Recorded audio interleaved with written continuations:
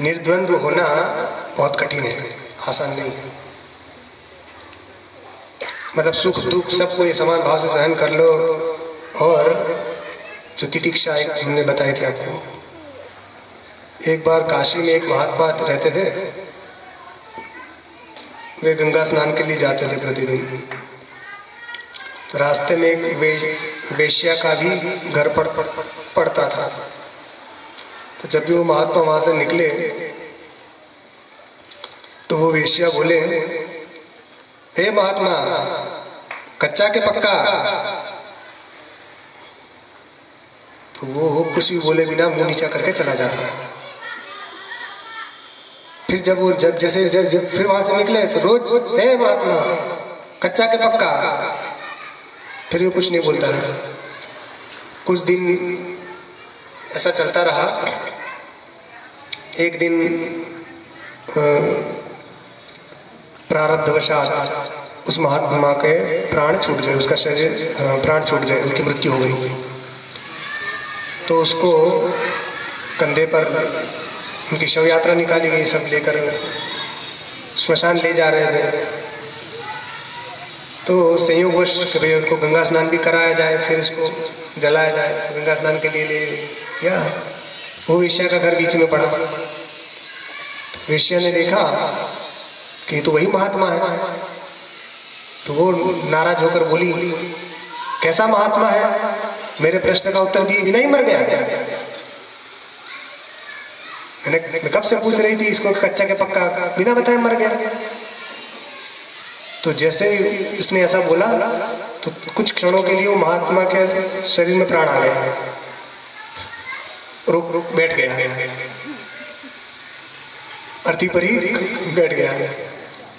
फिर उसने पूछा, हाँ बोलो देवी, क्या कह रही थी? तो मैंने पूछा था कि कच्चे के पक्के, तुम कच्चे हो के पक्के हो? तो उसने कहा पक्का होगा। पूछा था ना कच्चे के पक्के? तो उसने कहा पक्का।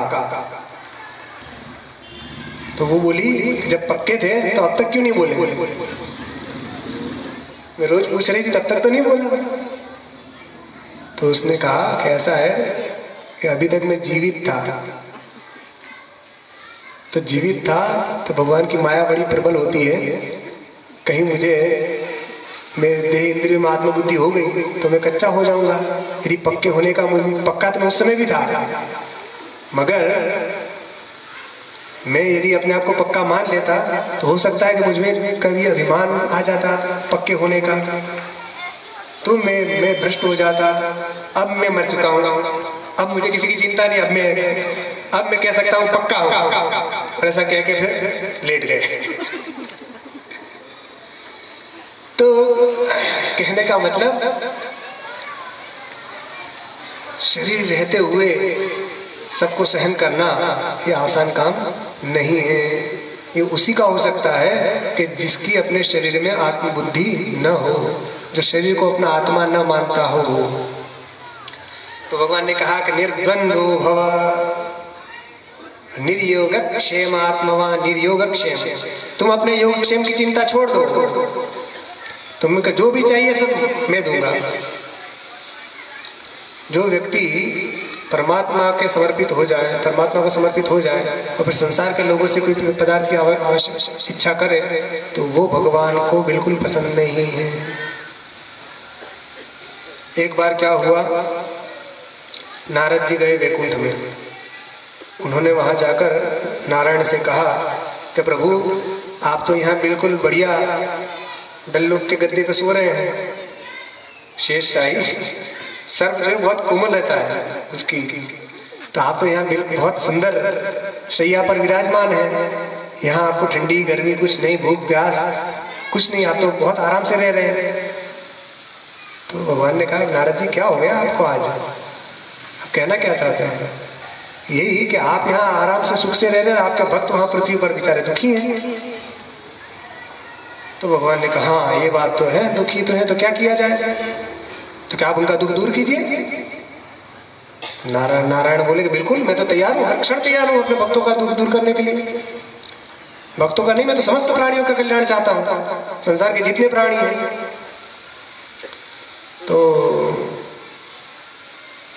नारद जी ने कहा कि अच्छा, कहते ही हैं कि भी करते भी हैं, कि बिल्कुल आप कहेंगे वो करेंगे, कि चलिए पृथ्वी पर सबका कल्याण करने के लिए। ठीक है, तो आ गए पृथ्वी पर नारद जी और नारायण दोनों, और आकर कहा क्या कैसे करें, क्या कुछ नहीं है, अब आप बन जाइए गुरु, मैं आपको बन जाता हूँ चेला, और जो जो आपके दर्शन करने आए उन सबको आप वरदान देते जाइए, सबका कल्याण होता जाएगा। ठीक है, तो वहां एक वट वृक्ष के नीचे नारायण जो है गुरु जी बन के बैठ गए, महात्मा का वेश बना लिया नारायण ने, और वहां बैठ गए, और उनके प्रचार मंत्री के रूप में चेला जी नारद जी जा जाके प्रचार करने लगे। अरे बड़े सिद्ध महात्मा आए हैं, आजकल प्रचार का ही जमाना है ना, नकली लोगों के भी प्रचारक बड़े जोरदार रहते हैं। टीवी में जो वो आती है सीरियल है, अलग अलग व्यक्ति आते हैं ना, कोई तो पूछते हैं कि आपकी क्या समस्या है, तो कि हाथ ऊंचा करो, तो सब हाथ ऊंचा करते हैं, उसमें से आप बताइए, तो वो कहता है कि जब से मैंने आपका दिया हुआ ताबीज पहना है, या जब से मैंने आपका सीरियल देखा, या जो भी चलता हो, तब से मेरे सारे दुख दूर हो गए, बच्चा नहीं था बच्चा हो गया, नौकरी लग गई, ये हो गया। तो सब लोग टीम वही दिखाते लाइव, वही देख रहे हैं। हाँ, फिर दूसरे को खड़ा करेंगे, तीसरे को, फिर उससे बोले कहाँ से आए थे, कहेगा दिल्ली से, एक मुंबई से, कलकत्ता से, कहाँ से। वो कहीं से नहीं आते, उसी के सब आदमी होते हैं, उसी के पढ़े पढ़ाए आदमी होते हैं, वो बोल देते हैं। और लोग देखने वाले से देखो कितने बड़े सिद्ध महात्मा है, संत है, कितने बड़े सिद्ध हैं ये, दूर दूर से पूरे भारत से इनके पास लोग आ रहे हैं, और जो जो सबको फल मिल रहा है, तो अपन भी चलो। अब 100 लोग जाएंगे, उसमें एक आध दो का काम हो जाए, कौए का बैठना और डाल का गिरना। कौआ बैठा डाल पर, ताल के बहुत बड़ा वृक्ष पे फल पे, और उसी समय वो फल नीचे गिर गया, अब वो पक गया था, नीचे गिरने ही वाला था, पर कौआ जैसे ही बैठा तो गिर गया। अब कौआ क्या कि मैंने गिराया, या आप समझो कि कौए ने गिराया, और कौए से कई गुना ज्यादा वजनदार है वो फल, कौआ उसको गिरा नहीं सकता, मगर आपका नहीं, कौए ने गिराया। ऐसे ही कभी कभी कुछ फल मिल जाते हैं आपके ही कर्म के अनुसार, आपने जो सत्कर्म किए हैं उसी के फल स्वरूप आपको कुछ प्राप्ति हो जाती है, मगर आप उसका आरोप कर लेते हैं कि शिरडी साईं वाले ने दिया, या इन्होंने दिया, नकली जितने भी है। तो भगवान, हाँ, अपन अपने वो प्रसंग पर आ जाते हैं। नारद जी उनका प्रचार करने के लिए चले, यहाँ वाला तो नकली है, वो तो ओरिजिनल है ना, ओरिजिनल का भी प्रचार कहीं भी करना पड़ता है। तो नारद जी उनका प्रचार करने के लिए निकले, अरे बहुत सिद्ध महात्मा आए हैं, और सिद्ध, तो भीड़ की भीड़ लगने लगी। ये होता है, प्रचार हो जाए किसी का, तो जब तक कोई लोग ना जाने तब तक तो बड़ा आनंद रहता है, प्रचार होने लग जाए, हम तो भुक्तभोगी हैं। ये अपनी गंगा किनारे, जब यहाँ से सिडनी में चलते थे तो किसी को पता नहीं था, तो आराम से अपने चलते थे, और आगे न जाने बालाघाट में गए, वहाँ किसी एक बार अखबार में आ गया और टीवी में आ गया, तो जिस गांव में जाए तो वहाँ ढेर के ढेर सैकड़ों लोग खड़े हैं, अरे वो सिद्ध महात्मा आ रहा, सिद्ध महात्मा आ रहा है। इतने गांव है, गांव बड़ा है, हमें तो पता ही नहीं था। मैंने पूछा ये इतने सारे कैसे हुआ सब, तो एक व्यक्ति ने अखबार लाकर दिखाया कि देखो, आपका नाम भी हमारा लिखना नहीं आता था उसको, क्योंकि हाँ चित्र सही दिया था कि इसने ये सब पढ़ के आ रहा है, टीवी में बालाघाट में, यहाँ भीड़े। तो प्रचार चाहे असली का हो कि नकली का हो, तो नारद जी ने जब प्रचार शुरू किया तो भीड़ की भीड़ लगने लगी, सब लोग। अब वो महात्मा जी बैठ गए आंख बंद करके, नारायण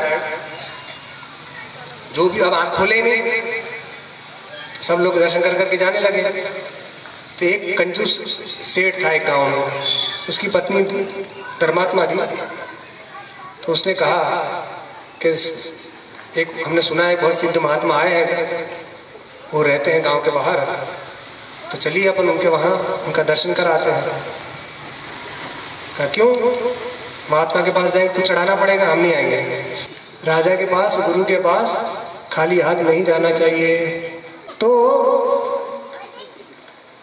अब उसने कहा ठीक है, अपने को संतान नहीं है तो अपन संतान मांग लेंगे कम से कम उनसे, तो हो जाए, उनकी कृपा हो जाए तो संतान की प्राप्ति हो जाए।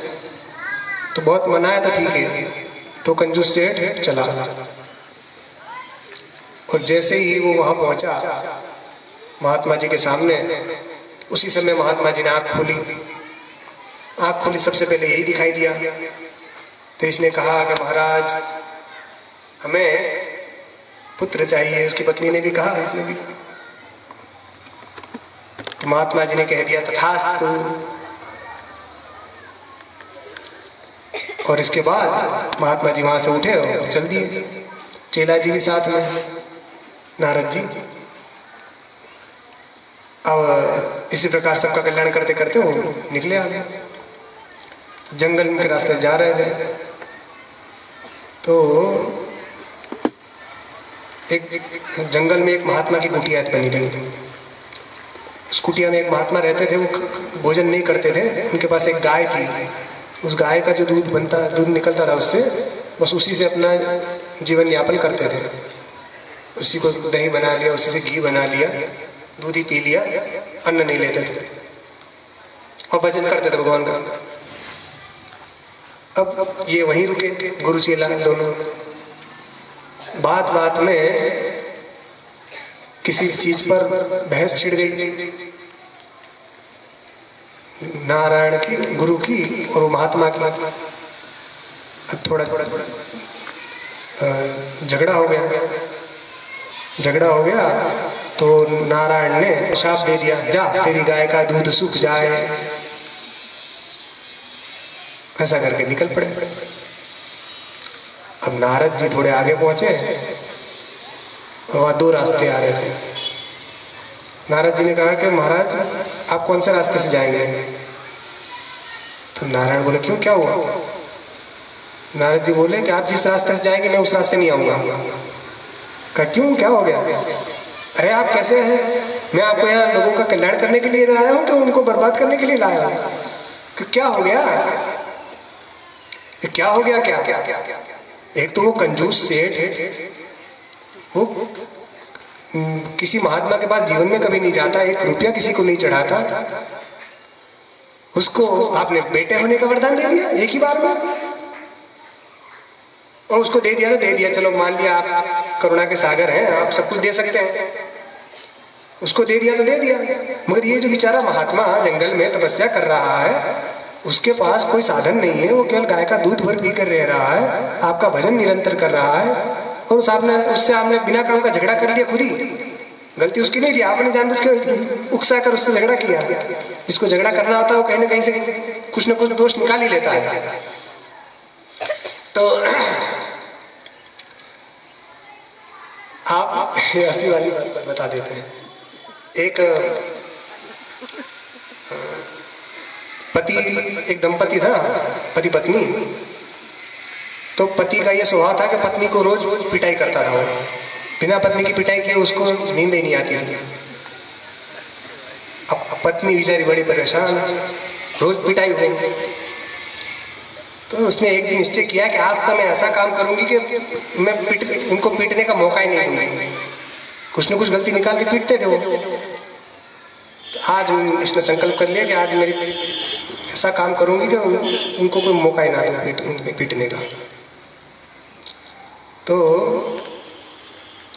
पति उठा सुबह, तो कहा हाँ स्नान में जाना है, पानी तैयार है? तो हाँ तैयार है। कि गर्म के ठंडा? तो गर्म और ठंडा दोनों है, आप किससे नहाएंगे बताओ? तो वो कहती थी ठंडा है तो पिटाई करता, गर्म क्यों नहीं किया? वो कहती गर्म है तो गर्म क्यों कर दिया? तो पिटाई करता। इसी प्रकार वो कहे चाय काफी पीता होगा तो बोलो बताओ लाओ हमारे लिए, तो क्या पियेंगे आप? चाय पियेंगे काफी? तो उसने कहा कि उसने कहा कि लाओ। तो उसने कहा तो क्या बताओ, तो आप बताओ क्या पीना है? वो कहता है चाय। उसने कहा तो चाय हाजिर। तो चाय काफी दोनों बना के रखी थी। चाय कहे तो चाय देंगे, काफी कहे काफी देंगे। भोजन में बैठे तो रोटी बनाया, पराठा बनाया, सब कुछ बना के रखा। बताओ क्या खाएंगे? तो वो जो बोले वो तुरंत करेगा, क्योंकि वो जो मना करता था उसी का विपरीत वो पिटाई कर देगा। वो कहे रोटी बनाई है तो पिटाई कर दे, पराठा क्यों नहीं बनाया, पराठा बना के रोटी क्यों नहीं बनाई। तो सुबह से लेकर शाम तक जो जो काम उसके थे उसने सब काम किए, एक से एक सब काम करके रखे। तो दिन भर उसका निकल गया बिना पिटाई के। पति परेशान, आज पिटाई नहीं हो पाई। दिन भर वो भी बेचैन रहा कि मौका ही नहीं मिल रहा है, ये आज क्या न जाने क्या कर रखे। दिन भर घूमता घूमता रात को उसने घर आया। उसने कहा कि गर्मी का समय है तो हमें सोना है। तो कहा ठीक, बताइए कि बिस्तर लगा दो। तो उसने बिस्तर लगा दिया। तो फिर पति ने पूछा कहाँ लगाया, अंदर के बाहर। तो पत्नी बोली कि आप कहाँ सोएंगे, अंदर के बाहर। तो उसने कहा बाहर। तो फिर बाहर लगाया, अंदर भी लगा था बाहर भी लगाया। वो बोलती कि बाहर अंदर लगाया। तो बोलती बाहर क्यों नहीं लगाया, पिटाई करता है। और बाहर लगा दी कि अंदर क्यों नहीं लगाया, पिटाई करता है। तो ये भी मौका नहीं मिला, बाहर आंगन में लगा दिया। अब वो पति लेट गया, वो लेटा और पत्नी उसके चरण दबाने लगी कि चलो आज शादी हुई तब से आज पहली बार ऐसा मौका है कि बिना पिटाई के आज पूरा दिन निकल गया। बस भगवान करे इनको बस आंख लग जाए तो आज संकल्प मेरा पूरा हो। और वो बेचैन पड़ा है, बिस्तर में नींद आ नहीं रही, क्या करे क्या करे। तो उसने देखा आकाश में तो तारे दिखाई दिए। तो उस पत्नी से पूछा ये क्या है। वो पत्नी बेचारी पढ़ी लिखी थी नहीं। तो उसने कहा क्या बोले, अब नहीं बोले तो पिटाई करेगा, क्यों नहीं बोल रही।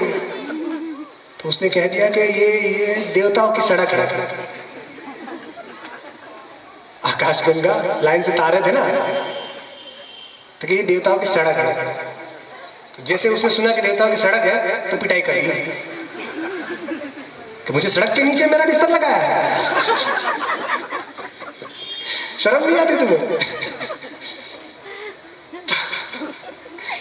तो बेचारी अंत में पिटाई गई। तो कहने का मतलब जिसको झगड़ा करना ही होता है वो कहीं ना कहीं से बहाना ढूंढ ही लेता है। ऐसे उन्होंने बहाना ढूंढ लिया, वो तो महात्मा अच्छे ही थे, मगर बहाना ढूंढ लिया, फिर उसको शाप दे दिया। तो नारद जी का अब हम आपके साथ नहीं रहेंगे। एक तो जो कंजूस है उसको आपने पुत्र दे दिया, उसको दे दिया। वो तो बेचारा आपका भजन करता था, उसने क्या गलती की थी। तो आपने उसका एकमात्र सहारा जो गाय थी उसको भी आपने छीन लिया। आप इतने निष्ठुर कैसे हो गए। तो भगवान बोले नारद तुम समझे नहीं, मैंने ऐसा क्यों किया। नारद जी से बोले भगवान कि देखो वो जो कंजूस सेठ था वो कभी महात्माओं के पास नहीं जाता था, सत्संग नहीं करता था, उसको धर्म के विषय में उसको जानकारी नहीं थी। तो मैंने उसको पुत्र इसलिए दिया, उसको पुत्र हो जाएगा तो उसको विश्वास आ जाएगा कि नहीं महात्मा लोग भी सिद्ध होते हैं, उनके वरदान से ही पुत्र होते हैं। तो उनकी महात्मा के प्रति उसकी मन में श्रद्धा जागेगी। जब श्रद्धा जागेगी धीरे धीरे महात्माओं के पास जाना शुरू करेगा। जब उनके पास जाएगा तो महात्मा उनको सत्संग प्राप्त होगा तो भगवान कथा सुनाएंगे, धर्म की चर्चा करेंगे। तो धीरे धीरे करते करते इसकी बुद्धि सकाम भाव से निष्काम भाव में जाएगी और इसका अंतःकरण शुद्ध होगा और अंत में ये मुझे प्राप्त करेगा। इस उद्देश्य से मैंने ऐसा किया है, क्योंकि जब तक आपकी श्रद्धा नहीं होगी तब तक तो बात आगे बढ़ेगी नहीं। श्रद्धा होना सबसे प्रथम आवश्यकता है। तो नारद जी का ठीक है मान लिया आपकी बात, उस कंजूस को आप श्रद्धा उत्पन्न कराने के लिए कर रहे थे, मगर जिसकी श्रद्धा उत्पन्न हुई थी पहले से ही, आप ही का भजन कर रहा था, उसकी गाय क्यों छीन ली। तो नारायण बोले कि देखो नारद, मैंने गीता में क्या कहा था, अनन्याश्चिन्तयन्तो मां ये जनः पर्युपासते तेषां नित्याभियुक्तानां योगक्षेमं वहाम्यहम्। जो अनन्य भाव से मेरा भजन करते हैं उनके योग क्षेम की चिंता मैं करता हूं। मैंने ऐसा कहा है कि नहीं। जो जिनका मन नित्य मुझ में लगा हुआ है, ऐसे मेरे जो भक्त हैं उनकी चिंता मैं करता हूं। तो जब मैंने कह दिया कि जो मेरे आश्रित हैं, तो वो अपने आप को गाय के आश्रित क्यों मान रहा था कि गाय रहेगी तभी मैं रहूंगा।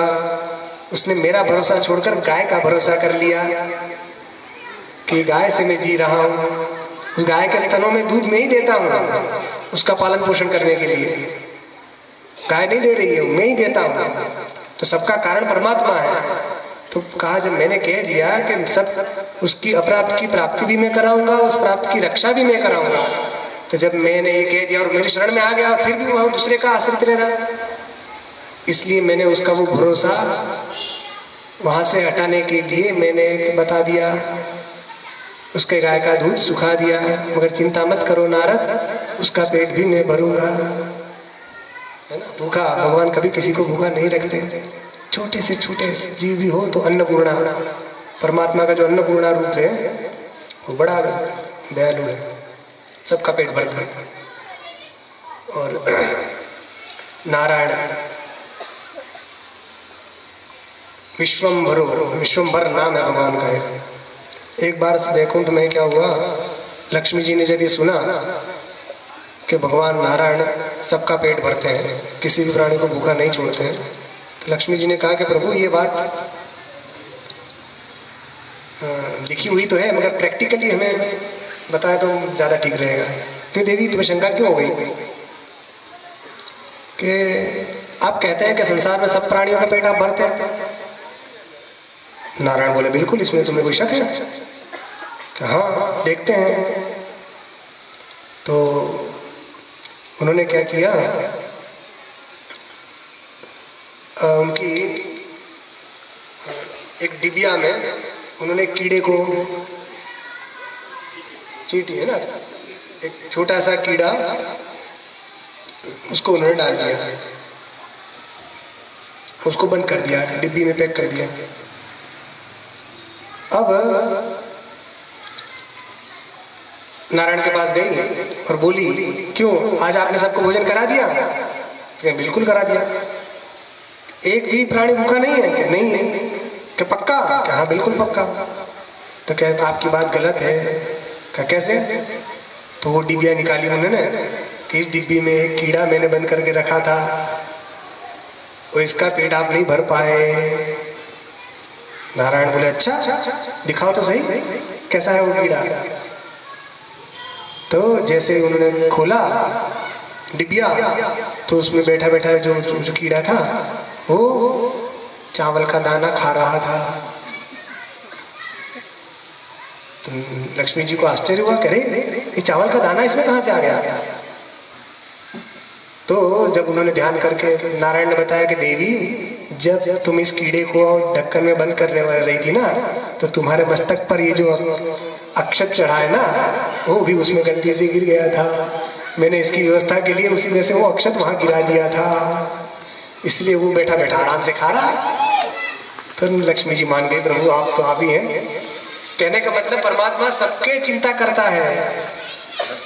बच्चा बाद में आता है बाहर, माँ के स्तनों में दूध पहले आ जाता है ना।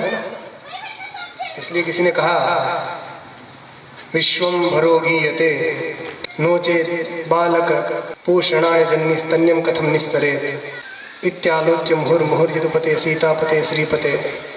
तो भगवान सबका पालन पोषण करते हैं, इसलिए हमें अपने योग और क्षेम की चिंता नहीं करनी चाहिए। वही भगवान अर्जुन से कह रहे हैं कि तुम निर्योग क्षेम आत्मवान, तुम योग क्षेम की चिंता मत करो।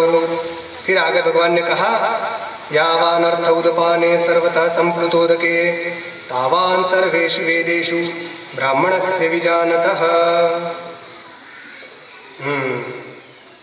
देखिए भरे पूरे चारों ओर से भरे पूरे हुए जलाशय में जल राशि के प्राप्त हो जाने पर छोटे से स्थान पर भरे हुए जल से मनुष्य का जितना प्रयोजन होता है उतना ही प्रयोजन, जिसने आत्म तत्व को जान लिया है उस व्यक्ति का उतना ही प्रयोजन वेदों से होता है।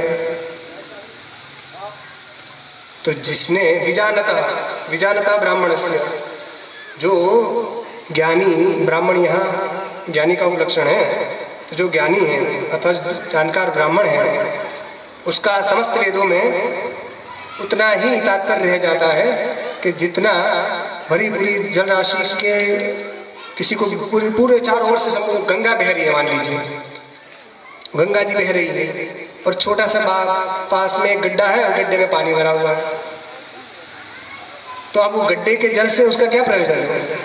जब गंगा जी बह रही है, जिसको गंगा मिल गई, वो छोटे से जलाशय से उसका क्या प्रयोजन? छोटे छोटे कुएं से या तालाब से, जिसको मान सरोवर मिल गया। हंसा पायो मान सरोवर, ताल तलैया क्यों डोले, मन मस्त हुआ तब क्यों बोले।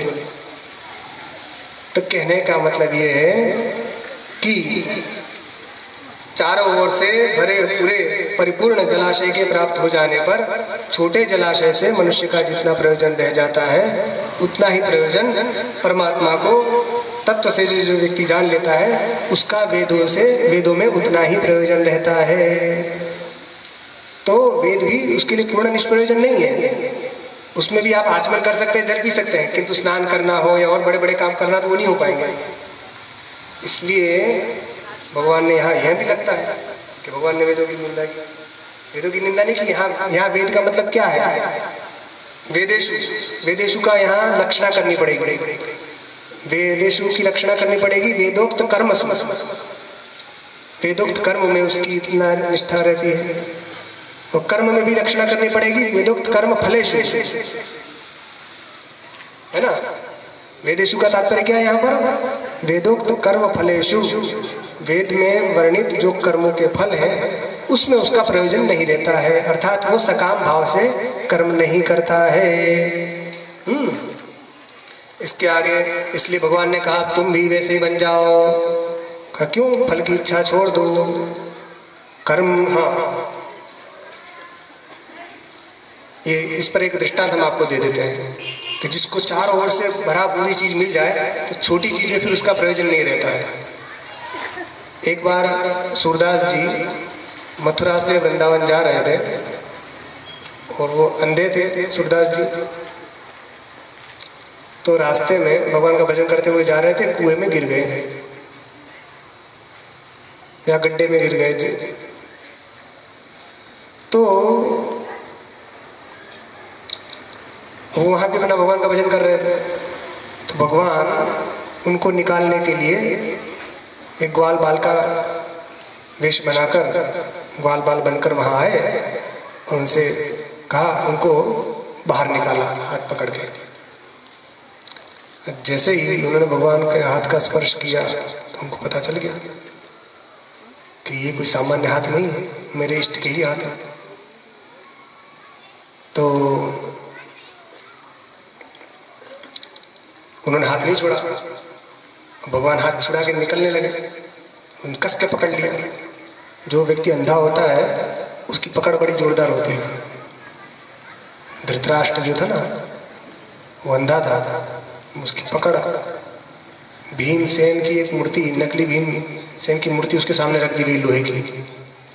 तो धृतराष्ट्र ने उसको गले मिलने के बहाने ऐसा जोरों से उसको कस के दबाया कि लोहे की मूर्ति उसने चकनाचूर कर दी। बड़ा बलशाली था वो धृतराष्ट्र। तो ये अंधे लोग जो, उनकी पकड़ बड़ी मजबूत होती है। तो सूरदास जी ने ऐसा पकड़ा भगवान को, तो भगवान ने सोचा कि अरे अच्छा पकड़ा, तो भगवान उनको कौन पकड़ सकता है। तो उन्होंने अपना हाथ झटका मार के हाथ छुड़वाया, जाने लगे। पहले उनसे पूछा कौन हो तुम? तो मैं ग्वाल हूँ, यही कोकुल का यहाँ वहाँ घूमता रहता हूँ, आपको देखा तो छुड़ाने आ गया। बोले नहीं, तुम कोई सामान्य ग्वाल नहीं लग रहे हो, कि तुम कोई विशिष्ट ग्वाल हो, कि तुम वही राधा के प्रिय ग्वाल तो नहीं हो। तो हाथ छुड़ा के भगवान भागने लगे। तो जैसे भगवान जाने लगे तो ये बोले सूरदास जी, हाथ छुड़ाए के जात हो अबद जाने के मोए, हृदय से जो जा सको मर्द गनम गोत होए। अरे आप जो है मेरा हाथ छुड़ाकर भाग रहे हो, तो इसमें आपकी कोई शूरवीरता नहीं है। मैं निर्बल हूँ, आप बलवान हैं, तो मेरा हाथ छुड़ाकर आप चले जाते हैं, तो इसमें कोई आश्चर्य की बात नहीं है।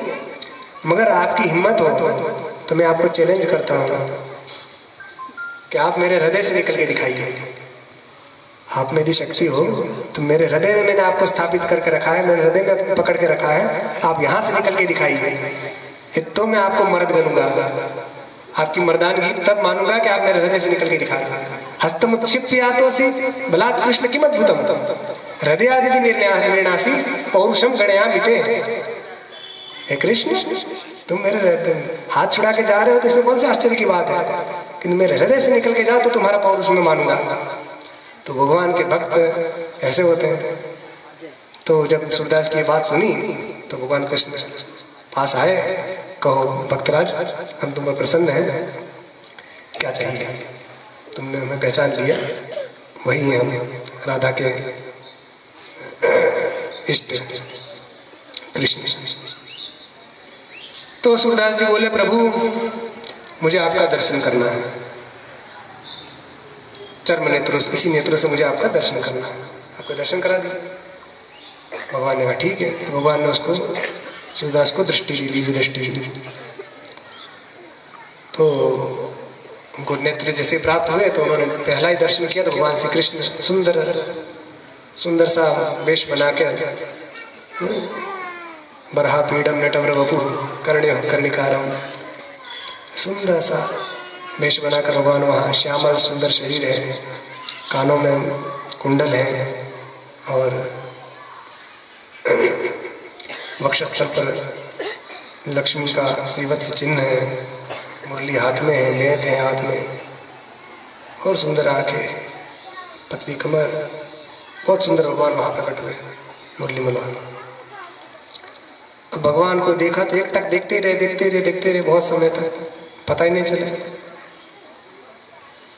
फिर भगवान ने कहा, अरे सूरदास, बहुत देर हो गई, अभी मुझे जाने दो। अब वहां तो कहा, प्रभु अब ठीक है, अब आप जाइए। तो जाने लगे प्रभु। तो सूरदास जी ने कहा, अरे ऐसे क्यों जा रहे हैं? हाँ, क्या हुआ? आप अपनी चीज तो लेते जाइए। क्या? कि नेत्र, ये जो नेत्र आपने मुझे दिए हैं, नेत्र की ज्योति आपने जो मुझे दी है, उसको लेते जाइए वापस। का क्यों? ये तो मैंने तुम्हें नेत्र दिए, अब तुम आराम से रहोगे, अब तुम कभी गड्ढे में नहीं गिरोगे और सब अच्छे से रहोगे तुम। तो उन्होंने कहा, सूरदास जी ने कहा, नहीं प्रभु, हमें ये नेत्र नहीं चाहिए। का क्यों? तो कहा कि जब जिसने आपकी इसी सुंदर मनमोहक छवि का दर्शन कर लिया, उसके लिए अब देखने लायक संसार में बचा क्या है? अब इससे सुंदर संसार में है कौन सी चीज कि उसको देखने के लिए मैं ये नेत्र रखूं? इसलिए महाराज, हमने तो बस सबसे सुंदर चीज देख ली, अब हमें और कुछ नहीं देखना है, इसलिए आप ले जाइए आपके नेत्र, मुझे अब और कुछ नहीं देखना है। और फिर भक्त की हट के सामने भगवान को लेने पड़े वापस सूरदास जी। फिर ऐसे, और सूरदास जी ने कहा, यदि ऐसा है महाराज, हम नेत्र वाले हो ही गए, तो फिर आप हमें हमारा उद्धार करने कैसे आएंगे? अभी देखो मैं नीचे गिर गया था, आप आ गए ना लेने के लिए। मेरे नेत्र होते तो मैं गिरता ही नहीं तो आप आते ही नहीं। तो महाराज, हम तो ऐसे ही अच्छे, और ये मुरली मनोहर आपकी जो छवि है मनमोहक, उसको हम बस इसको देख लिया, आप कुछ नहीं देखना चाहे। तो ये हम इसका उदाहरण ये देते कि यावान अर्थोदपान सर्वतः संप्लुतोदगे तावत् सर्वेषु वेदेषु ब्राह्मणस्य विजानतः। तो जिसको बड़ी चीज मिल जाती है, उसको भी छोटी चीज से प्रयोजन नहीं रहता है। जिसकी 1 लाख सैलरी हो, फिर वो क्या 5-10 हजार की नौकरी करने जाएगा? 1 लाख की नौकरी छोड़कर 5-10 हजार की नौकरी करने जाएगा कोई? क्यों? क्योंकि 1 लाख में 5,000 की नौकरी में जितना चीज आती है वो सारा उसके अंतर्गत है। 1 लाख में ऐसी चीज सारी आ जाएगी, इसलिए जितने भी कर्म है वो सब उसके अंतर्गत आ जाते हैं। तो बड़ी चीज मिल जाने के बाद छोटी चीज को कौन चाहेगा? कोई बड़ा व्यक्ति बन जाए, मिनिस्टर बन जाए, मुख्यमंत्री बन जाए, है ना, मुख्यमंत्री वो बन गया, और फिर उसको कहेगा आप पटवारी की जॉब निकली है, आप बायोडाटा दीजिए अपना। और पटवारी बनना पसंद करेगा कोई? मुख्यमंत्री रह चुका हो जो। इसी प्रकार में प्रधानमंत्री रह चुका, अभी उससे कहा कि आप सरपंच का चुनाव आ रहा है, आप सरपंच बनना चाहेंगे? तो इसी प्रकार जब बड़ी चीज मिल जाती है, छोटी चीज में उसका प्रयोजन नहीं रहता है। तो आगे इसलिए भगवान ने कहा कर्मण्येवाधिकारस्ते मा फलेषु कदाचन माँ कर्म फल हेतु माते संगोस्त्व कर्मणि। हे अर्जुन, तेरा कर्म करने में ही अधिकार है, कर्म के फल में तेरा कोई अधिकार नहीं है। कर्म करने में तो तुम्हारा अधिकार है, किंतु उसका फल क्या होगा वो तुम्हारे अधिकार क्षेत्र से बाहर की चीज है। इसलिए तुम कर्म करो। और इतना ही नहीं, माँ कर्म फल हेतु भूहु, तुम कर्म के फल के हेतु मत बनो। क्योंकि ठीक है, कर्म के फल के हेतु ना बने तो। इतना ही नहीं, ते अकर्मणि संगः मां अस्तु, तुम्हारा अकर्म में भी तुम्हारी आसक्ति नहीं होनी चाहिए। संग मतलब आसक्ति। तो तुम कर्म करो, फल की इच्छा छोड़कर करो, और उसमें कर्म नहीं करने में भी तुम्हारी आसक्ति नहीं होनी चाहिए। अर्जुन को कर्म करने के लिए क्यों कह रहे हैं? अभी तो कह रहे थे कि ज्ञान सांख्य, पसंद तो सांख्य योग का है ना, इसमें ज्ञान की बात क्यों, ये कर्म की बात क्यों कर रहे हैं? अध्याय का नाम क्या है? सांख्य योग है ना। और कर्मण्येवाधिकारस्ते में किसकी चर्चा है? कर्म की है। तो वस्तुतः क्या है ये कर्मयोग? क्या है? कर्मयोग है उपाय, और सांख्य योग जो है वो उपेय है ना। कर्मयोग है साधन, और ज्ञान योग जो है वो साध्य है। तो कर्म योग के द्वारा अर्थात साधन के द्वारा साध्य की प्राप्ति यहाँ अभीष्ट है। जो कर्म करेगा निष्काम भाव से तो उसका अंतःकरण शुद्ध होगा, और अंतःकरण जब शुद्ध होगा तब वो आत्म तत्व को समझ सकेगा। ज्ञान का उपदेश उसकी बुद्धि में स्थिर हो पाएगा, अन्यथा नहीं हो पाएगा। तो भगवान कहते हैं तुम कर्म करो, कर्म में ही तुम्हारी निष्ठा होनी चाहिए। क्यों? क्योंकि तुम ज्ञान के अधिकारी नहीं हो। ज्ञान का अधिकारी वो होता है कि जिसमें साधन चतुष्टय युक्त जो व्यक्ति होता है वही ज्ञान का अधिकारी होता है। साधन चतुष्टय क्या है? वो है विवेक एक, दूसरा है वैराग्य, तीसरा है समाधि षट संपत्ति, और चौथा है मुमुक्षा। ये चार चीजें जिनमें होती है वही ज्ञान प्राप्त करने का अधिकारी होता है।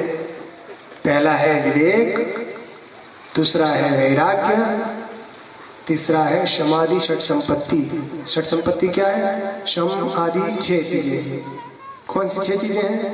शम दम उपरति तितिक्षा समाधान और श्रद्धा। ये 6 चीजों को समाधि षट संपत्ति कहते हैं। पहला है शम, दूसरा दम, फिर तीसरा है उपरति, शम दम उपरति, फिर है तितिक्षा, फिर श्रद्धा और समाधान। हो गया 6? शम दम उपरति तितिक्षा श्रद्धा समाधान। ये तीसरा साधन है। चौथा साधन है मुमुक्षा, मोक्ष की इच्छा। विवेक कहते हैं क्या नित्य है क्या अनित्य है, इसको जानना ये विवेक है। वैराग्य ये है कि आपको संसार के इस लोक के या ब्रह्मलोक तक के किसी पदार्थ की प्राप्ति की आपको मन में अभिलाषा ना हो, सबसे वैराग्य है। और बाह्य इंद्रिय निग्रह को शम कहते हैं, मन के निग्रह को शम कहते हैं, बाह्य इंद्रिय निग्रह को दम कहते हैं, विषयों से उपरत हो जाने का उपरति कहते हैं, सब कुछ सहन करने का नाम तितिक्षा है, मन को एक चीज में लगाना समाधान है, और श्रद्धा गुरु और वेदांत वाक्यों में विश्वास, इसको श्रद्धा कहते हैं। और चौथा है मोक्षा अर्थात मोक्ष की इच्छा। मुझे मोक्ष कैसे प्राप्त हो, ये दृढ़ इच्छा मोक्ष।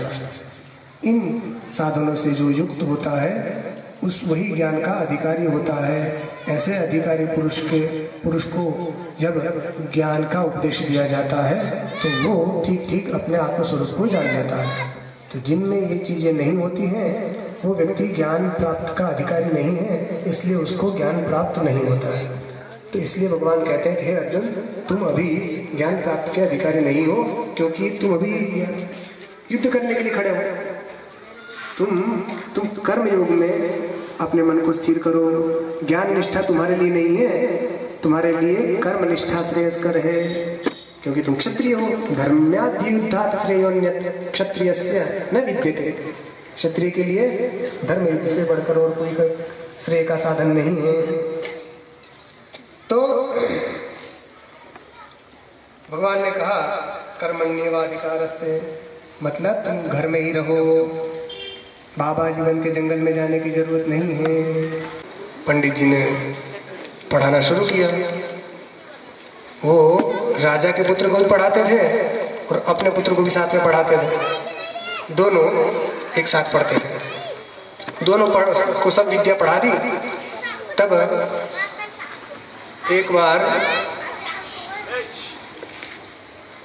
राज दरबार में उनको बुलाया गया कि हमारे पुत्रों ने क्या क्या अध्ययन किया है, इसका सभी लोग विद्वान लोग उसका परीक्षण करें। विद्वानों को बुलाया गया, आप लोग पूछिए। तो राजपुत्र हाजिर हुआ और सब विद्वानों ने जो जो प्रश्न पूछे सबका उत्तर उसने दे दिया। बड़ी प्रशंसा हुई कि वाह, बहुत अच्छा पढ़ाया है। उसी समय जो परीक्षा हो रही थी उसमें पंडित जी के पुत्र को बुलाया। तो पंडित जी के पुत्र को कहा कि क्या सुनाइए ये। तो वो क्या कहने लगा, पिता की ओर देखने लगा। फिर पिता ने पूछा क्या, कंबल लाओ। कंबल? क्या? हाँ, कंबल ओढ़ के बोलूंगा। कंबल ओढ़ के बोलूंगा क्यों? तो बात क्या थी कि जब पिता उसके पढ़ाते थे तो वो कंबल ओढ़ के बोलता था, पढ़ता था। जब भी पढ़ाई करता था कंबल ओढ़ के पढ़ता था और कंबल ओढ़ के सब सुना देता था। अब जब परीक्षा की घड़ी आई तो जैसे राज दरबार में पहुंचा तो उसने पहले महल देखा नहीं था। तो राजमहल देखकर चकाचौंध उसकी देखकर उसकी आंखें वो हो गई, अरे इतना ऐश्वर्य देखकर। और उसी समय वहां लोगों के सामने पूछ किया तो कंबल ओढ़ के पढ़ता था। तो वो यहाँ भी कह रहा है कंबल लाओ तो ओढ़कर फिर मैं बोलूंगा, बिना कंबल के नहीं बोल सकता। तो इसी प्रकार जो महात्मा बन जाना है, मतलब पढ़ा लिखा तो वो भी था, कंबल ओढ़ के वो भी बोल देता है सब, मगर उसको कंबल चाहिए था। तो इसी प्रकार सब कुछ छोड़ छाड़ के एकांत में जाकर भगवान का भजन करना आसान है, किंतु गृहस्थी में रहकर 6 शत्रुओं पर विजय प्राप्त करना बहुत कठिन है। इस दृष्टांत का सार है। क्योंकि जहाँ विषय है जंगल में, आपको वहाँ कहाँ जो तपस्या कर रहा है कहाँ अच्छे गद्दे मिलेंगे, कहाँ अच्छा शब्द स्पर्श रूप रसगंध कहाँ मिलेगा। तो वहां पर तो उनका त्याग आसानी से हो जाएगा, उनका चिंतन ही नहीं होगा। क्योंकि जिसका और यहाँ सब कुछ चीजें हैं, तो उनके बीच में रहकर उनमें अनासक्त रहना ये गृहस्थ के लिए सबसे श्रेष्ठ बात है। तो ऐसा गृहस्थ व्यक्ति उस सन्यासी से भी श्रेष्ठ है कि जो वन में जाकर विषयों की प्राप्ति की इच्छा रखता है। इसलिए भगवान कह रहे कि तुम महात्मा बनने की बात छोड़ दो, भीख मांगकर जीवन यापन करने की छोड़ दो, तुम युद्ध करो, तुम्हारा परम श्रेय इसी में है। तो सापेक्ष चीज ना हो तब हमारे मन में इच्छा ना हो, और चीज सामने आए इच्छा हो जाए तो गलत बात है। चीज सामने हो फिर भी आपके मन में उसकी इच्छा ना हो। एकादशी का व्रत किया और एक व्यक्ति ऐसा कि उसको कुछ भोजन मिला ही नहीं दिन भर, तो उसका व्रत अपने आप हो गया, कुछ मिला ही नहीं भोजन, तो एकादशी व्रत है कह दिया। और एक व्यक्ति के पास सारी चीजें उपलब्ध है, सबसे पकवान सब सामने रखा, मगर उसको कहा लीजिए थोड़ा, नहीं आज एकादशी नहीं करेंगे। तो किसकी एकादशी का फल ज्यादा होगा, कि जिसको मिला नहीं उसको, या जिसको मिला था और मिलने के बाद जिसने उसका उपभोग नहीं किया। तो वो दूसरा व्यक्ति श्रेष्ठ है कि जिसके पास सब कुछ होने पर भी उसने उसका उपभोग नहीं किया। तो इसी प्रकार ये जो कंबल है, बिना कंबल के बोलना। आज ही एक होता है ना कुछ लोगों को, आज ही एक बच्चे से कोई हमारे पास आया था सुबह, तो किसी ने बताया कि वो श्लोक अच्छा बोलता है, तो किसी ने कहा कि उसको श्लोक सुनाओ, तो शर्माने लगा और नहीं सुनाएंगे। तो अरे सुनाओ, तो माँ के पीछे चला गया उसकी जो माँ थी उसके पीछे जाकर फिर पीछे से बोला, माँ के पीछे छुप कर फिर पूरा श्लोक बोल लिया। सामने बुला के नहीं, यहाँ नहीं बोल सकते, छुप कर बोल सकते हैं। तो सापेक्ष, तो जहां सापेक्षता होती है उसकी अपेक्षा जो निरपेक्ष व्यक्ति होता है उसका फल अधिक हो जाता है। तो भगवान ये कह रहे तुम कर्म करो, कर्म के फल की इच्छा मत करो, क्योंकि कर्म के फल का दाता कौन है? वो परमात्मा है। कर्म के फल कोई मनुष्य नहीं देता है, परमात्मा देता है। आप शिरडी में जाकर 50 बार माथा टेको, कुछ भी करो, वो साईं कुछ फल नहीं दे सकता, क्योंकि वो मनुष्य था, मनुष्य में भी म्लेच्छ था और भी दुर्गुण थे। कोई भी मनुष्य कर्मों का फल नहीं देता है, कर्म का फल परमात्मा ही देते हैं। इसलिए जो कुछ भी मांगना हो परमात्मा से ही मांगना चाहिए, है ना। और परमात्मा ने जो आज्ञा दी है शास्त्र, उस शास्त्र को पालन करने वाले जो वास्तविक संत महात्मा होते हैं उनकी बात अलग है ना। तो आगे चलते हैं। भगवान ने कहा तुम्हारी कर्म नहीं करने में भी आसक्ति नहीं होनी चाहिए कि मैं सब कुछ छोड़ छाड़ के बैठ जाऊं। जिस प्रकार कर्म करना, कुछ करना भी कर्म है और कुछ नहीं करना भी, ये भी कर्म है। चुपचाप बैठ जाना भी कर्म है। इसलिए मैं कर्म नहीं करूंगा, इस प्रकार तुम्हारी उसमें आसक्ति नहीं होनी चाहिए। भगवान ने कहा इसलिए तुम योगस्था कुरु कर्माणि, योग में स्थित होकर तुम कर्मों को करो। मगर कैसे? तो उसे एक शर्त बता दी कि संगम त्यक्त्वा धनंजय, हे धनंजय तुम संग का त्याग करके कर्म करो। संग मतलब आसक्ति का त्याग करके कर्म करो। कैसे? सिद्धि सिद्धियों समूह भूत्वा, सिद्धि और सिद्धि में तुम समभाव हो जाओ।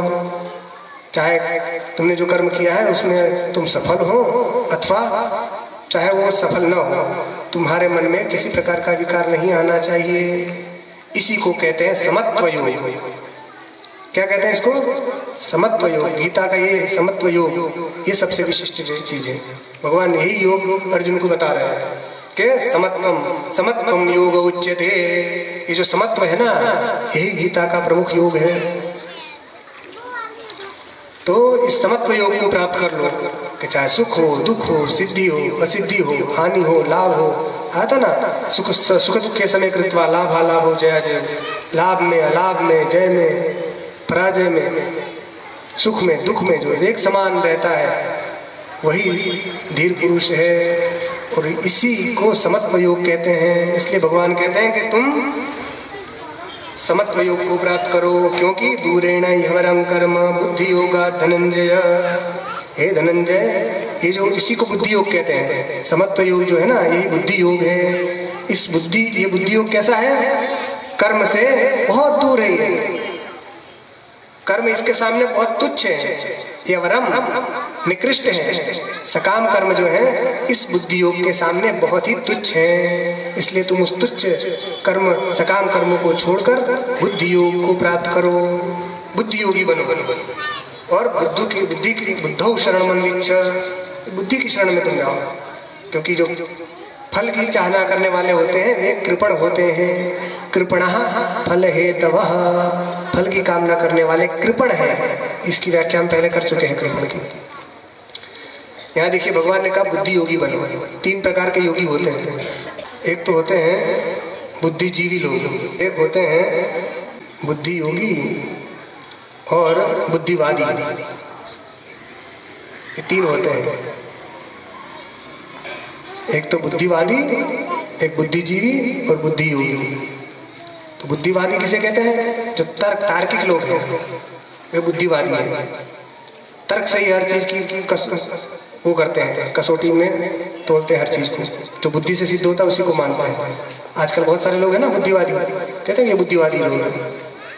तर्क से जो चीज होगी उसी को मानेंगे कि हम शास्त्र को नहीं मानते हैं, तो बुद्धिवादी। और दूसरे होते हैं बुद्धिजीवी। बुद्धिजीवी उनको कहते हैं कि जो बुद्धि से अपनी आजीविका चलाते होते हैं। जैसे कोई लिख कर कमाता हो, या कोई बोल कर कमाता हो, या कोई विद्या से कमाता हो। बुद्धि के माध्यम से कंप्यूटर बैठ के अपने कमा रहे हैं, कोई कुछ, ये सब बुद्धिजीवी है। जो परिश्रम करके जो अपनी आजीविका चलाते हैं, मजदूरी करके, शारीरिक श्रम करके, वो अलग है। वो जो बुद्धि से पैसा कमाते हैं वो बुद्धिजीवी कहलाते हैं। और तीसरे होते हैं, भगवान कहते हैं कि तुम न बुद्धि योगी बनो और न बुद्धिजीवी बनो, तुम क्या बनो? बुद्धि योगी बनो। बुद्धि योगा धनंजय, ये बुद्धि योग से ये कर्म निकृष्ट है, तुम बुद्धि योगी बनो। बुद्धि योगी मतलब समत्व योग से युक्त हो जाओ। समत्व योग का पालन करो। समत्व योग क्या है? सिद्धि और असिद्धि में संभाव रखना और आसक्ति को छोड़कर कर्म करना, ये समत्व योग है। और बुद्धि के शरण में तुम जाओ कहा? उसकी शरण को खोजो। बुद्धौ शरण मन विच्छ। यहाँ बुद्धि का मतलब क्या है? यहाँ बुद्धि का मतलब है श्री कृष्ण। कैसे? आत्मानं रथिनं विद्धि बुद्धिम तु सारथिं विद्धि। आता ना कठोपनिषद, आत्मा को रथी जानो और बुद्धि को सारथी मानो, मन को लगाम मानो। इंद्रिय जो है वो घोड़े हैं और विषय उनको चरने, उसका आहार है घोड़ों को खाने का। तो जब हमारा मन रूपी लगाम बुद्धि रूपी सारथी के हाथ में होती है, तो बुद्धि रूपी सारथी यदि स्वस्थ है तो वो शरीर रूपी रथ को और शरीर रूपी रथ में बैठे हुए रथी को, जीवात्मा को गड्ढे में नहीं गिरने देता है, उसको मंजिल तक पहुंचा देता है। तो ये जो हमारा शरीर है वो ये रथ है। इस शरीर में जो जीवात्मा है वो हो गया रथी, रथ का मालिक। और इस शरीर रूपी रथ को चलाने वाला जो सारथी है वो कौन है? वो है श्री कृष्ण। और वो श्री कृष्ण, उनकी शरण में जाओ, मतलब मेरी शरण में आओ। भगवान कह रहे हैं बुद्धौ शरण मन विच्छ। और शरणम जो है भगवान का नाम ही है। भगवान का नाम गीता में भी भगवान ने बताया, शरणम वो आता ना, गतिर भर्ता प्रभु साक्षी निवासः शरणम सहृद। यहाँ भगवान ने कहा शरण, भगवान का नाम है गति, क्या है? भर्ता, गतिर भर्ता प्रभु साक्षी निवासः शरणम। शरण जो है भगवान का ही नाम है। तो मैं जो सबका आत्मा रूप जो कृष्ण हूँ, मैं इसकी शरण में आओ। तो क्या होगा उससे? तुम फल की इच्छा छोड़ दोगे। फल की इच्छा करोगे तो तुम कृपण माने जाओगे, इसलिए कर्म की इच्छा छोड़ दो, कृपण मत बनो। बुद्धि युक्तो जहाति उभे सुकृत दुष्कृते तस्माद् योगा युज्यस्व योगः कर्मसु कौशलम। ये जो बुद्धि युक्त हो जाता है, समत्व बुद्धि से युक्त जो पुरुष हो जाता है, वो दोनों चीजों को छोड़ देता है। क्या? सुकृत और दुष्कृत, पुण्य और पाप, इन दोनों से रहित हो जाता है। इसलिए तुम इस योग से युक्त हो जाओ, क्योंकि ये जो समत्व रूपी योग है वही कर्मसु कौशलम, समस्त कर्मों में कुशलता, ये समत्व योग ही है। समत्व योग से तुम युक्त हो गए तो तुम्हें न पुण्य लगेगा न पाप लगेगा। तो समत्व योग, यही योग कर्मसु कौशलम। किसी भी अपेक्षा से रहित होकर निष्काम भाव से जब हम कोई अच्छा कर्म करते हैं तो उसका अनंत फल मिलता है। एक व्यक्ति था, एक राजा था, और उसने बड़ा धर्मात्मा था, कई यज्ञ यागादि अनुष्ठान किए, करवाए, यज्ञ करवाए। एक बार संयोगवश किसी अन्य राजा ने उसके राज्य पर आक्रमण कर दिया। इस राजा की पराजय हो गई। यह अपने राज्य को छोड़कर गुप्त मार्ग से वहां से भाग निकला, अपने पत्नी बच्चों को सहित।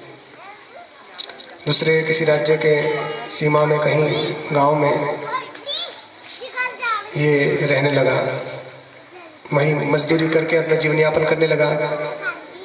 सारी संपत्ति चली गई। अब जितना धन कमाता था उसी में 2 टाइम का पेट भरता था बस। मांग के लिए आए, मजदूरी कर ली। ऐसा करते करते जब बहुत दिन बीत गए तो किसी माध्यम से उसको पता चला कि ये पास के गांव में एक वणिक रहते हैं, उनके पास एक दिव्य तराजू है। उस तराजू में वे पुण्य खरीदते हैं। जो व्यक्ति पुण्य किया हुआ हो वो जाकर अपना संकल्प पूर्वक वहां रख दे उसके तराजू में, तो पुण्य के बदले उसको संपत्ति देते हैं, धन देते हैं।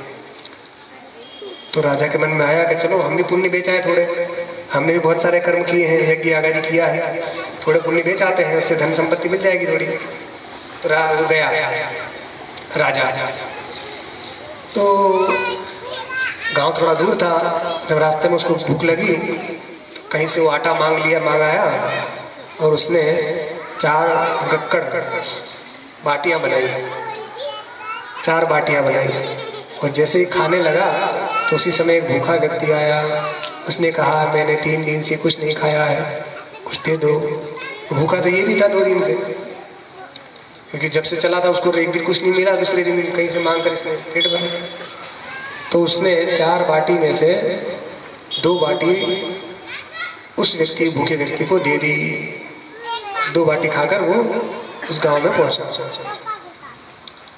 और वो जो वणिक थे वैश्य सेठ जी, उनके पास जाकर उससे कहा कि मैं अपना पुण्य बेचने आया हूँ।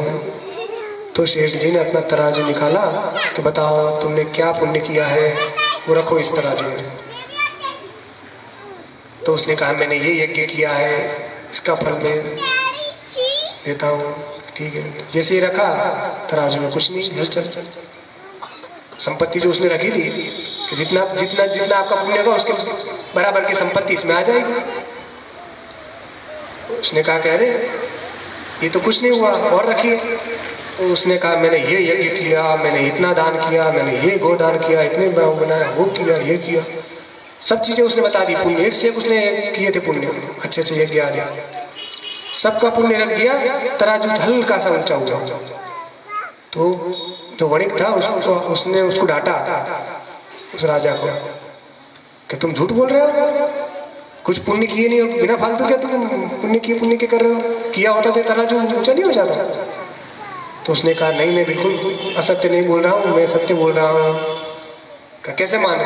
तो उसने कहा कि मैं वो राज्य खाता था ना, उस राजा का राजा मैं हूँ। उसने अपने अपना इतिहास बता दिया। तो मैंने जब मैं राजा था तब मैंने सब कर्म किए थे। तो क्या अच्छा? तो वणिक समझ गए। उन्होंने कहा ठीक है, कोई बात नहीं, अब ये बताओ कि तुमने राजा जब तुम नहीं रहे उसके बाद तुमने कोई सत्कर्म किया है तो बताओ। तो उसने बहुत सोचा कि हमारे खाने के लाले बढ़ रहे थे, हम क्या सत्कर्म करते, दान पुण्य करते।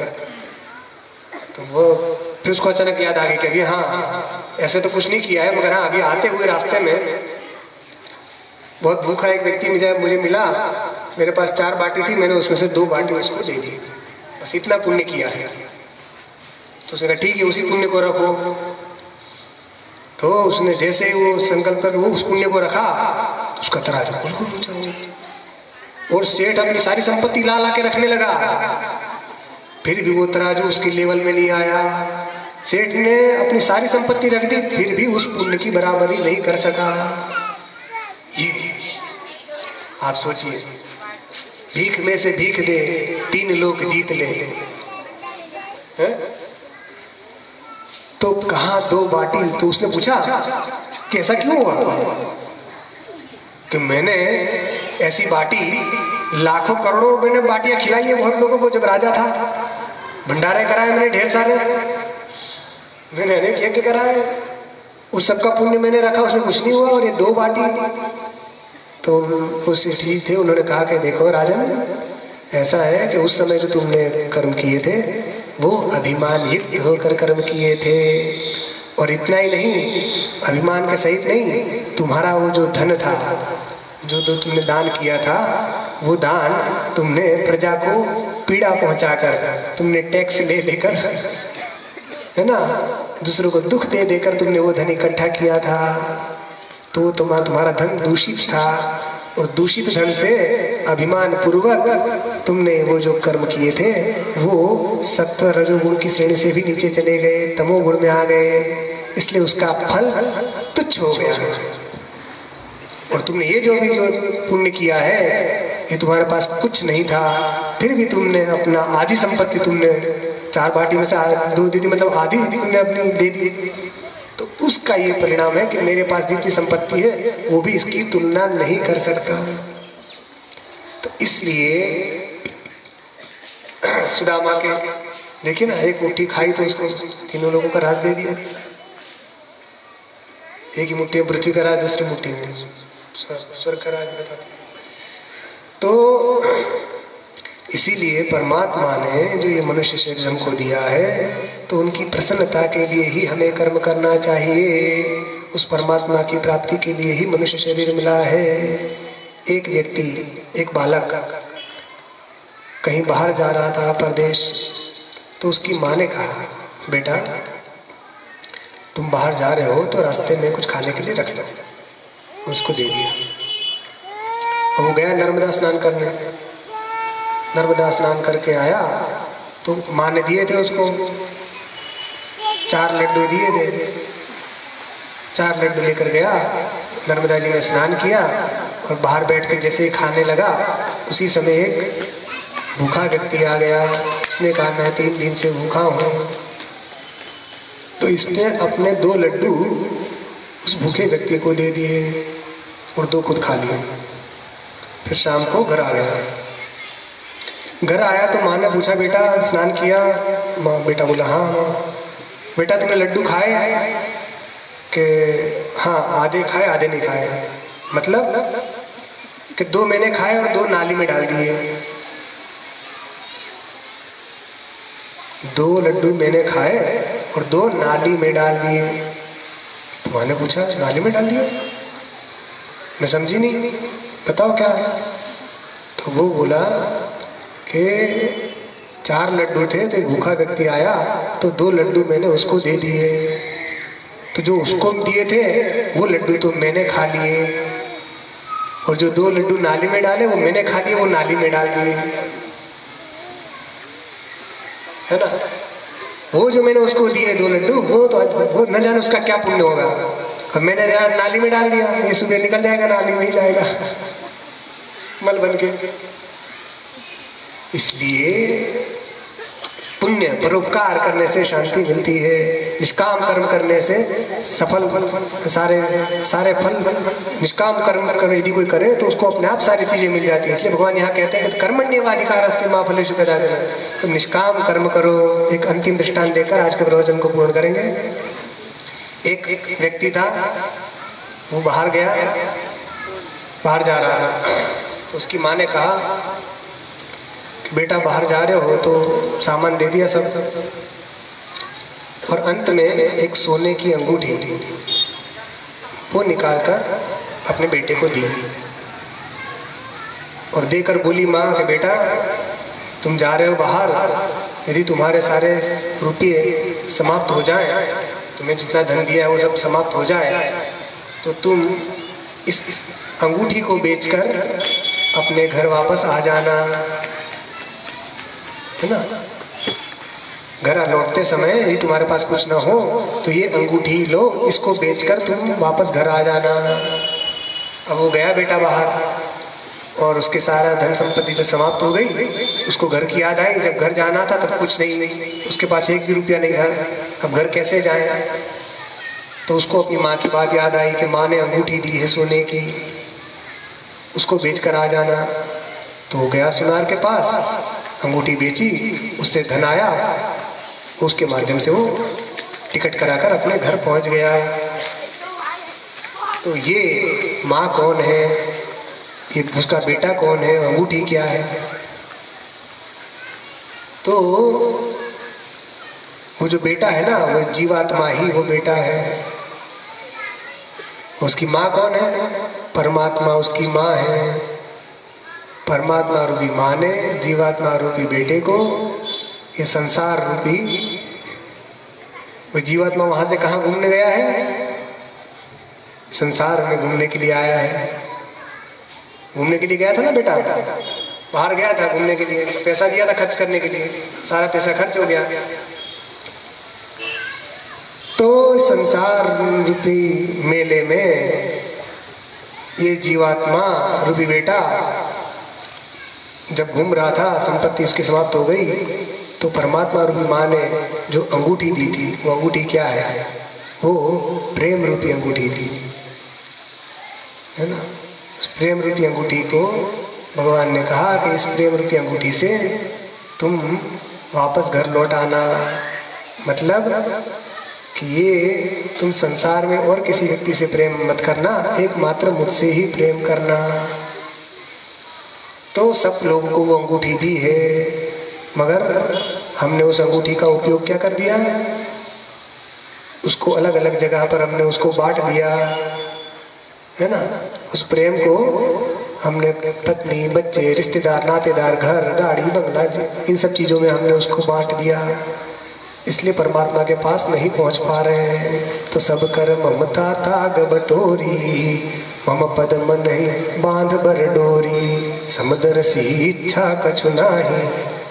सबकी ममता का, आप सब जगह से जो ममता आपने फैला दी है, सबकी ममता को इकट्ठा करके एक डोरी बनाकर परमात्मा के शरण में उसको लगाओ, तो बात बनेगी।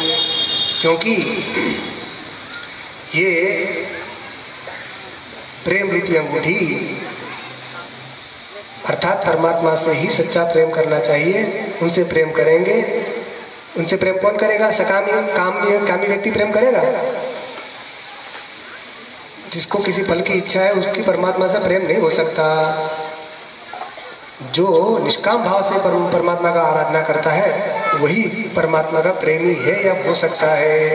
इसलिए भगवान कहते हैं कि कर्मण्येवाधिकारस्ते मा फलेषु कदाचन, और कहा कि योगा कर्मसु कौशलम। हाँ, अपनी बात तो इस पर चल रही थी ना, योगा कर्मसु कौशलम। तो कर्मों में कुशलता क्या है? योग, समत्व योग। सिद्धि असिद्धि कुछ भी मिले, फल की आसक्ति, संग, इन सब का त्याग करके भगवान की प्रसन्नता के लिए कर्म करना, तो उससे परमात्मा प्रसन्न होते हैं। इसलिए हे अर्जुन, तुम भी समत्व योग को धारण करो। अर्जुन को निमित्त बनाकर भगवान ने हम सब मनुष्यों को भी ये उपदेश दिया कि हे भारतवासियों, हे पृथ्वीवासियों, हे प्राणियों, तुम सब भी समत्व योग को प्राप्त करके, है ना, समत्व योग को प्राप्त करके अपने मनुष्य जन्म को सफल बनाओ। तो हम सबको भी अपने जीवन में इस समत्व योग को धारण करना चाहिए, और न हो तो इसको धारण करने के जो उपाय बताए हैं, अनुष्ठान बताए हैं, अर्थात जो विचार बताया है, उस सब का पालन करते करते करते, अभ्यास करते करते करते धीरे धीरे बुद्धि शुद्ध हो जाती है और मन फिर समत्व योग से युक्त हो जाता है। तो मनुष्य कर्म बंधन से मुक्त हो जाता है और परमात्मा को प्राप्त हो जाता है। बस इतना ही कहकर आज के प्रवचन को पूर्ण करते हैं।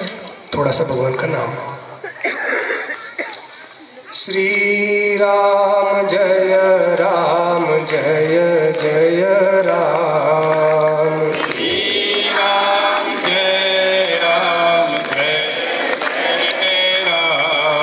श्री राम जय राम, जय जय राम। श्री राम जय राम, जय जय राम। प्यारे जरा तो मन में विचारो, प्यारे जरा तो मन में विचारो, क्या साथ लाए अरुले चलोगे, क्या साथ लाए अरुले चलोगे। जाता सदा साथ यही पुकारो, जाता सदा साथ यही पुकारो। गोविंद दामोदर माधवेति, गोविंद दामोदर माधवेति, गोविंद दामोदर माधवेति, गोविंद दामोदर माधवेति। हे कृष्ण हे यादव हे सखेति, हे कृष्ण हे यादव हे सखेति। श्री कृष्ण गोविंद हरे मुरारे, श्री कृष्ण गोविंद नाथ नारायण वासुदेव, हे नाथ नारायण वासुदेव। नाता भला क्या जग से तुम्हारा, नाता भला क्या जग से तुम्हारा। आए यहाँ क्यों कर क्या रहे हो, आए यहाँ क्यों कर क्या रहे हो। सोचो विचारो हरि को पुकारो, सोचो विचारो हरि को पुकारो। गोविंद दामोदर माधवेति, गोविंद दामोदर माधवेति। श्री कृष्ण गोविंद हरे मुरारे, श्री कृष्ण गोविंद हरे मुरारे। हे नाथ नारायण वासुदेव, हे नाथ नारायण वासुदेव। हे नाथ नारायण वासुदेव।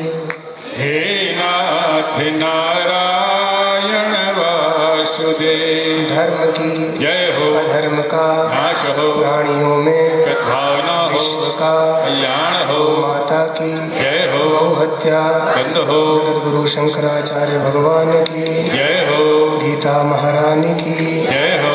हर हर महा